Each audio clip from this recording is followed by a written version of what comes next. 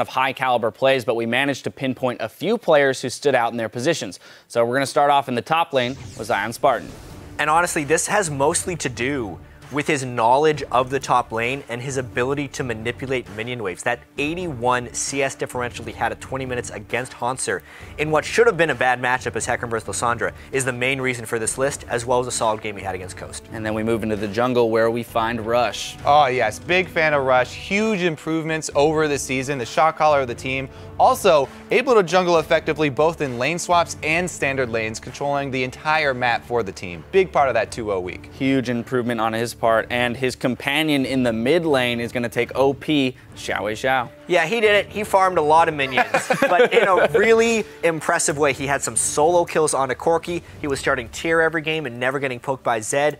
And he never even used Karthus' passive, which is the most impressive thing in 2 games. And who would have guessed? We have another player from Team Impulse at the AD carry role, Apollo. Right, another big part of the 2-0 week. Just look at that score line. Very impressive from Apollo. The name change from Wiz Fusion. This entire season he's been playing much better, but he hasn't received as much recognition as the rest of the star-studded team. Yeah, really that whole team stepping up. And then finally rounding it out, we've got our support, Lustboy. Yeah, I mean, I'd say the most impressive thing he did against Teammate was hold his shoes up after the game in victory.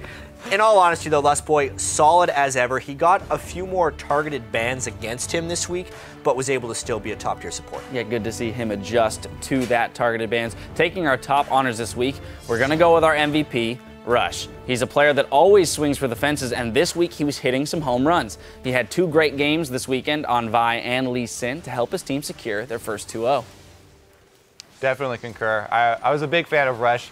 Very, very small mechanical mistakes once in a while on Vi, but that was it. His overall game plan coming from the jungle, huge control for that team. And once again, as we said, huge part of that really big weekend for them. I think part of it too is the improvement that we've seen over the split, and that it's finally manifested this week because he has been the point of criticism for that team quite often. Yeah, and the improvement in his shot calling, not only his individual play, he set up kills involving players from different sides of the map multiple times. Well, congratulations to him and the rest of Team Impulse on a very solid week. Now, a quick note on programming. Next week is IEM Katowice, so our Week 8 coverage will return on Wednesday, March 18th, with new episodes of the European and North American Challenger Series, as well as a fresh, out-of-the-oven episode of Primetime League.